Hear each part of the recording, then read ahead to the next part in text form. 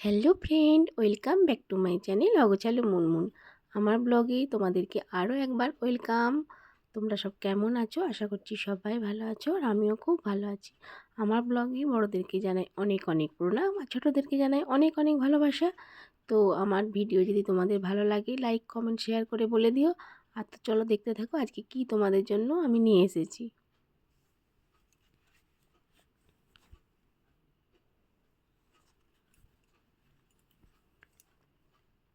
আজকে আমি তোমাদের জন্য, দেখতেই পাচ্ছ, দু রকমের ডাল ভিজিয়ে নিয়েছি। এটা হচ্ছে ছোলার ডাল, আর এটা হচ্ছে মটর ডাল। তো দু রকমই ডাল আমি আগে থেকেই ভিজিয়ে রেখে দিয়েছি। তো আমি আজকে তোমাদেরকে ডালের পকোড়া করে দেখাবো। তো চলো দেখতে থাকো।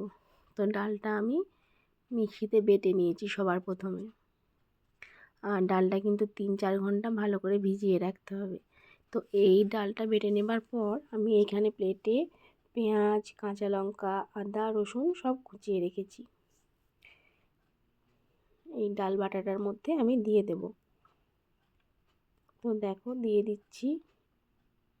আর এটা কিন্তু শুধুও করা যায়, শুধু করলেও কিন্তু খুব ভালো লাগে খেতে। আর আমি এই পেঁয়াজ, আদা, রসুন, টমেটো এসব দিয়েছি না, এটাতে আরও বেশি ভালো লাগবে। আর দেখো প্রথমে দিয়ে দিলাম কি, জিরে গুঁড়ো, হলুদ গুঁড়ো, আর একটু গরম মশলার গুঁড়ো দিয়ে দিচ্ছি। আর তার আগে তো দেখতেই পেয়েছো পেঁয়াজ, আদা, রসুন, ধনেপাতা সব দিয়ে দিয়েছি। আর পরিমাণ মতো লবণও দিয়ে দিলাম। আর এদিকে গ্যাসের মধ্যে কড়াইও বসিয়ে দিয়েছি।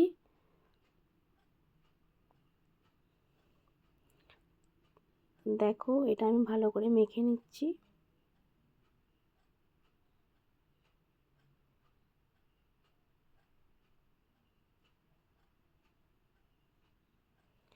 তো ভালো করে মাখা হয়ে গেছে, তো তেলও হয়ে গেছে। তো আমি সবার প্রথমে তেলটা একটু, গরম তেলটা একটু ডালের মধ্যে দিয়ে দিচ্ছি, যাতে ডালটা না, ডালের পকোড়াটা মুচমুচে হয়। আমি কোনো খাবার সোডা বা আর অন্য কিছু দিইনি মচমচে হবার জন্য, আমি জাস্ট গরম তেল দিয়ে তুলে দিয়েছি একটু। তো দেখো আমি ছেড়ে দিচ্ছি গরম তেলের মধ্যে পকোড়া।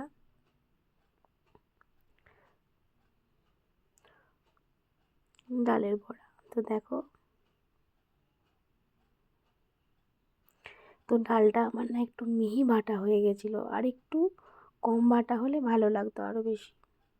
তো তোমাদেরকে বলছি, একদম মিহি করে কিন্তু ডালের পকোড়া করলে বাটবে না, একটু মানে রেখে দেবে, ডাল ডাল রেখে দেবে, তাহলে খেতে আরও বেশি ভালো লাগে।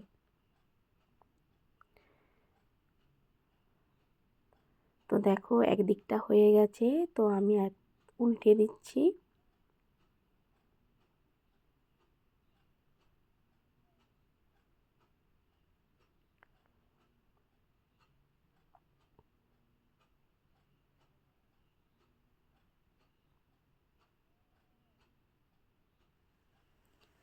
তো দেখতেই পেয়েছো, উল্টে দিলাম একবার।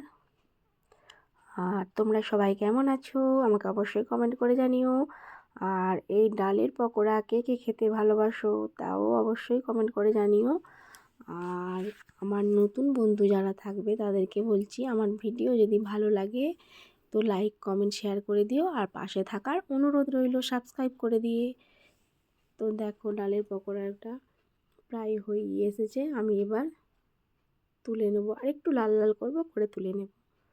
তো দেখো অনেকটা লাল লাল হয়ে গেছে, তো আমি এবার তুলে নিচ্ছি। দিয়ে আরও কিছুটা ডাল বাটা আছে, তো আরও একবার করে নেব। তো আমার এই ডালের বড়ার পকোড়াটা না একটু বড় বড় করেছি, আরও ছোট ছোট করলে ভালো লাগতো, কিন্তু আমি বড় বড়ই করেছি। আর যদি ডালটা আরও একটু কম বাটা হতো তাহলে আরও ভালো হতো। তো আমি সেমভাবে একই রকমভাবে আবারও তেলের মধ্যে দিয়ে দিচ্ছি। আর এই ডালের পকোড়া সত্যি বলছি সন্ধেবেলা চায়ের সাথে খেতে দারুণ লাগে। আর এই ডালের পকোড়া কিন্তু তোমরা শুধুও করতে পারো, শুধু ওই জাস্ট নুন, একটু অল্প হলুদ আর লঙ্কা গুঁড়ো, আর একটু হিং যদি থাকে দেওয়া যায়, তাহলে তো সেটাও ভালো লাগে। আর আমি এরকমভাবে করছি, এটাও কিন্তু খুব সুন্দর লাগে।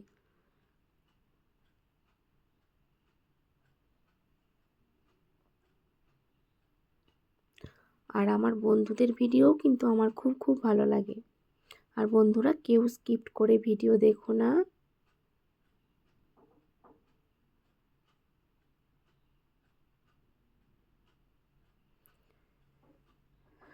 তো দেখো, আমি আবারও উল্টে দিচ্ছি ভালো করে। আর এই ডালের পকোড়া কিন্তু চাটনি নইলে না হলে কিন্তু খেতে ভালো লাগে না। তো তোমাদেরকে দেখাবো। আমি চাটনি ঠিক বানাইনি, মানে আমি ডালের পকোড়া বা চিকেন পকোড়া মানে কার সাথে খেতে বেশি ভালো লাগে সেটা তোমাদেরকে আমি দেখাবো আজকে। ঠিক আছে, আমি কিভাবে সেটা তৈরি করি। আর এটা একদম খুব সহজ রেসিপি। এই ডালের পকোড়াটা খুব কম সময় লাগে, কিন্তু বেশিক্ষণ টাইম লাগে না। শুধু জাস্ট ডালটা ভিজানো হয়ে গেলেই তাড়াতাড়ি হয়ে যায়।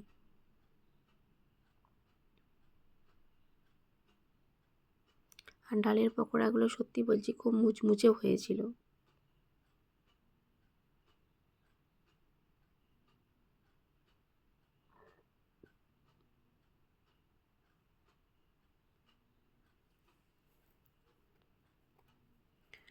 তো একটু ভালো করে ভেজে নিতে হবে, লাল লাল করে।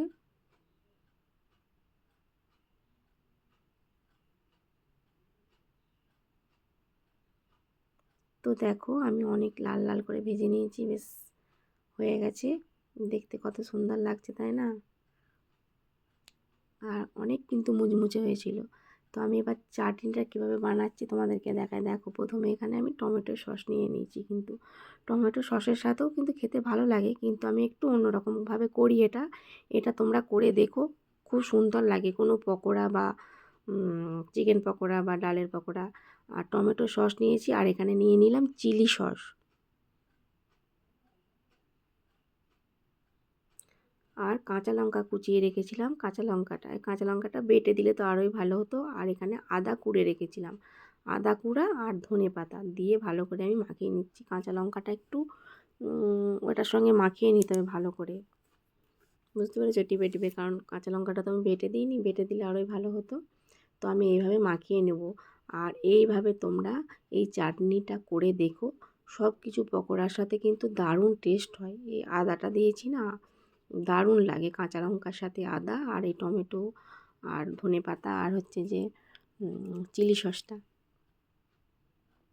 তো দেখো, আমার রেডি হয়ে গেছে ডালের পকোড়া।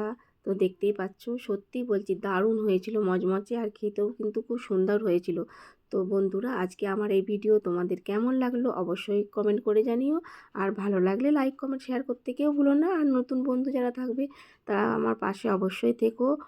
যদি ভিডিও ভালো লাগে লাইক কমেন্ট শেয়ার করে দিও। দেখতেই পাচ্ছ, আমি দেখিয়ে দিলাম কেমন মচমচে হয়েছিল। তো দেখো, সত্যি বলছি খুব সুন্দর হয়েছিল ডালের পকোড়াগুলো। আর আমার বন্ধুরা সবাই ভালো থেকো, সুস্থ থেকো।